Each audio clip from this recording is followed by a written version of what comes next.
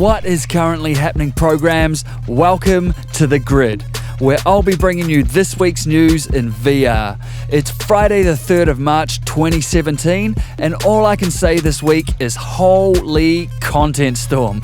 What a massive week in VR. So much new content, freebies, discounts, and improvements. Today I'm going to cover off the main events to keep you in the loop. So stay locked, crush that like button, enjoy, and welcome to The Grid. What is currently happening, YouTube? Facepalm here, your friend in Oz and NZ, bringing you reviews, tutorials, and game clips, minus the shit. You can follow me on Twitter at Facepalm with a 1, not an L. As for here on YouTube, if you like what you find, then like, comment, and subscribe. Don't forget to bring your game face. Let's get it done.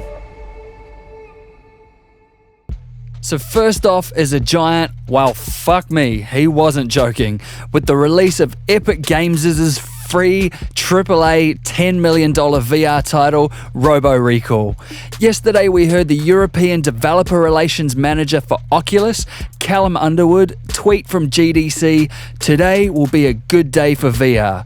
Well, it turns out he wasn't lying, because boom, that same day, Robo Recall dropped on top of us like a 2010 Skrillex track. This game is a batshit crazy, hectically paced, almost slapstick robotic shooter designed with the human race's best interests in mind, and it has all the characteristics of a AAA title. On top of that, Robo Recall comes with full mod support for things like environments, skins, physics, sound, and more, which is well good and should see some interesting results from the community in the very near future.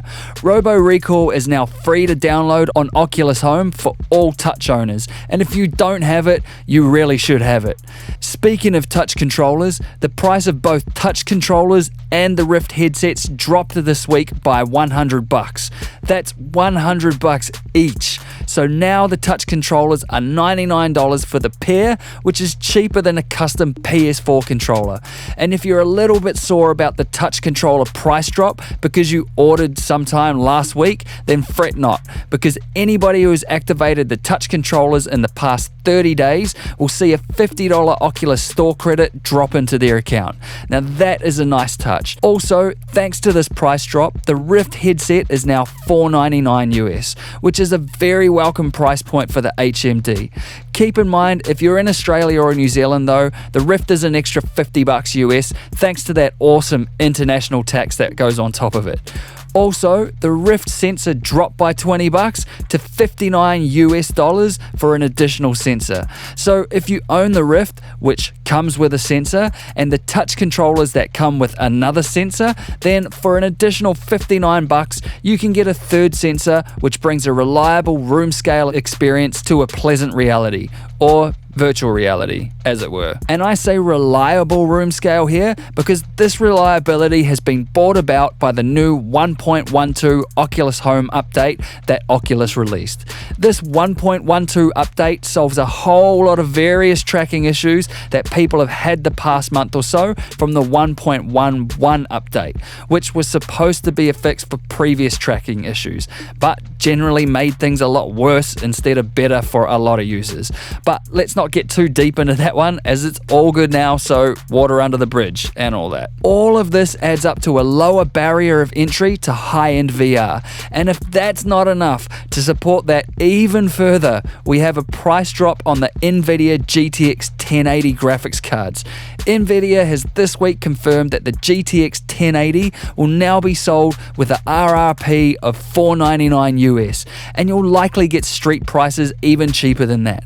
This is due to the release of the GTX 1080 Ti on the 5th of March, which will land at $699 US. And this card is apparently 35% faster than a regular GTX 1080, which is a beast of a card in itself. And given these figures, I'm hoping for a flow-on effect to the GTX 1070s and 1060s that would reduce their pricing even further.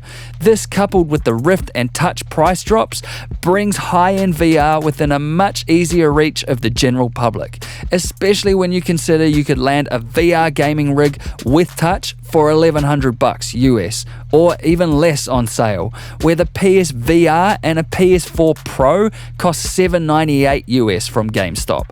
Nice.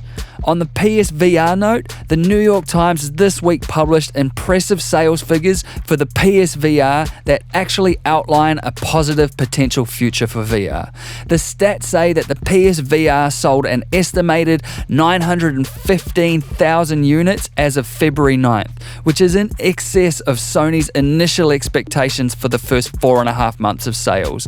And this number could have been higher if it weren't for the fact that the PSVR was actually difficult to get hold of through some retailers. And this would likely put the headset well ahead of the Rift and Vive headsets also, which is a massive win for VR in general. And this is the type of news that I like for a couple of reasons. One is it can be a strong early indicator that the public are investing in VR, which will subsequently benefit the long-term growth of VR, which I'm all for, obviously. And the second reason I like this type of news, particularly this time, is because the information is published by a more credible source like the New York Times, as opposed to the recent slew of clickbait journalists and like-seeking YouTube personalities who have been posting up "VR is dead already" type videos with biased titling and content that has been based on half-assed statistics in order to boost their views without a single fuck being given for the impact that might have on the general public's impression of VR. And the reason that fucks me off is because if VR is to be largely successful, it will need to be widely adopted by the general public. And if that general public's opinion of VR is it's dead because some fucktard on TV said it, when in fact it's actually going strong from an early adoption perspective, then this is not good. If VR is dead and the stats support it, then fine, it's dead. But if it's not dead and people preach that it's dead just for views and clicks, then fuck them. And that's all I have to say about that. Forrest gets it.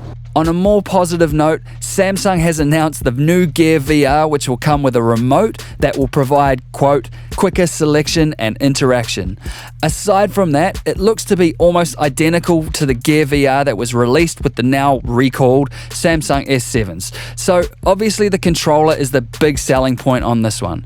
No release date or price as of yet, but I wouldn't be surprised if it ended up coming out free with a Samsung Galaxy S8 when they are released, though that is purely speculation on my part. I love the Gear VR because aside from being able to easily show my family and friends 360 photos from other countries I've been to, the Gear VR is helping push VR to the masses even further, and this is supported by the positive reviews on sites like Amazon. On the hardware side also, Microsoft has been showing off their own prototype VR headset at GDC. Just bear in mind here that this is not to be confused with their AR HoloLens headset. This is their own VR headset. Though initial impressions of the unit are less than stellar, and reports are coming through that there is a considerable amount of motion blur and latency when using these units, which if you've used VR or AR, you'll know that motion blur and latency is a no-go. Though it's probably a good idea to keep in mind here that this is a dev kit and not a final version, so we should expect improvements before the final release. And finally, on the software front, Slightly Mad Studios have announced that Project Cars 2 will be hitting our PCs, PS4s and Xboxes in late 2017. And what's particularly cool about this is it will have VR capability built in, which should most definitely lead to a much smoother implementation of the technology, and the resulting smoothness of the overall VR experience of Project Cars will be improved too.